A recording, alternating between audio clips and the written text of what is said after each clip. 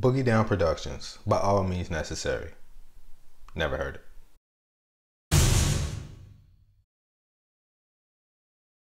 Before I get into the review, does anyone know why it's called By All Means Necessary instead of By Any Means Necessary? That's not a rhetorical question. I've wondered that for years, so if you know, please leave a comment. 1988.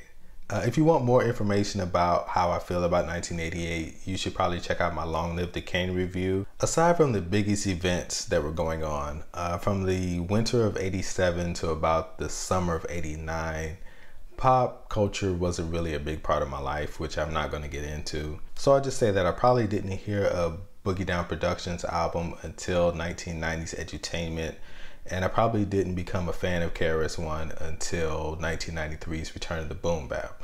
While I always respected his legacy, I've never been a huge fan of KRS-One, which is probably why I didn't go back to his earlier stuff.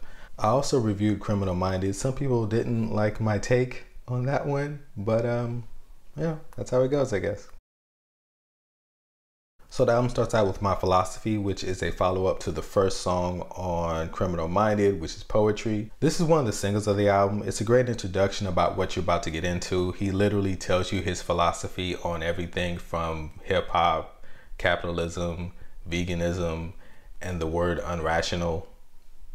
On You Slippin', he uses the same drum beat that he uses on Poetry, along with the riff from Deep Purple's Fire on the Water, which I always think of Beavis and Butthead when I hear that riff. Stop the Violence is a song that precedes his Stop the Violence movement. While he never takes back anything that he says on Criminal Minded, it's pretty clear that he's shifting his energy in a different direction. The production and the flow on this song really reminds me of Slick Rick, and on this song he's talking about Stop the Violence specifically in hip-hop.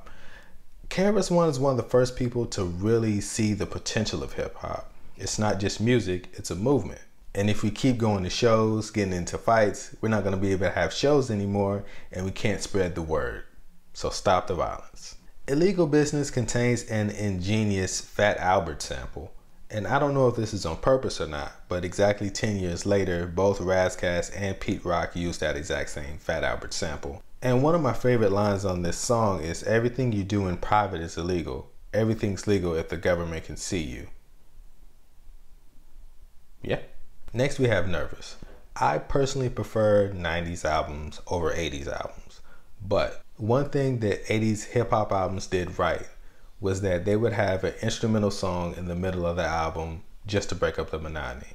Maybe it was because all the albums were on cassette and vinyl, and this was the song to let you know to turn it over, and by the 90s we had CDs, so that wasn't a thing anymore. In the 90s, everybody wanted to show off their acting skills by having skits on every other song. We had the guy getting robbed or beat up skit. We had the radio DJ skit. We had the sex skit, where we get to listen to a guy getting head for 30 seconds. I don't know why they thought we wanted to hear that, but they did it anyway.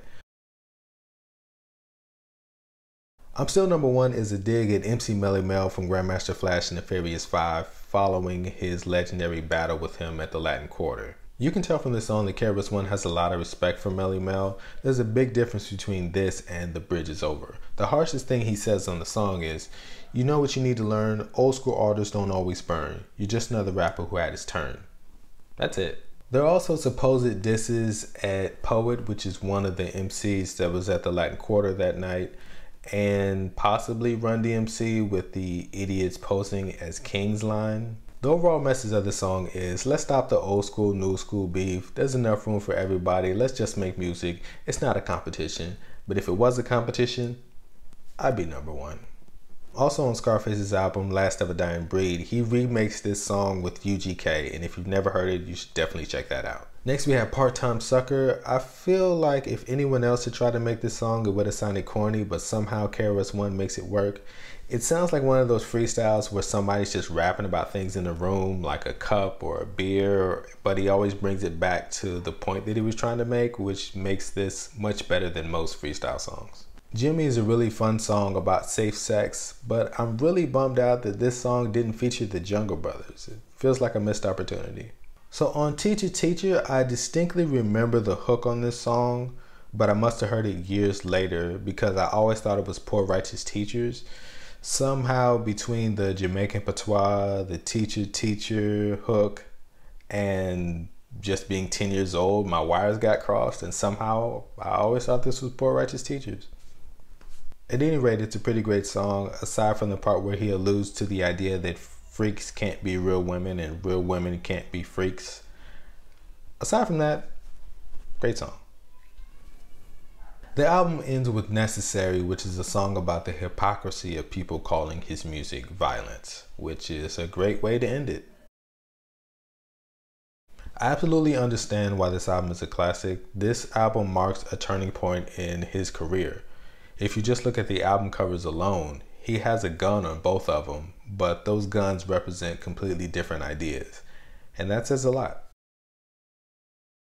Like I said before, KRS-One has never been one of my favorite MCs, but I always respected him and I always check out his projects when they come out, but he's never been in my top 5.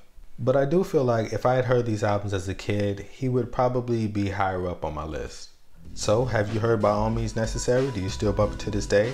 I'm going to keep reviewing albums until I run out. I don't know when that'll be.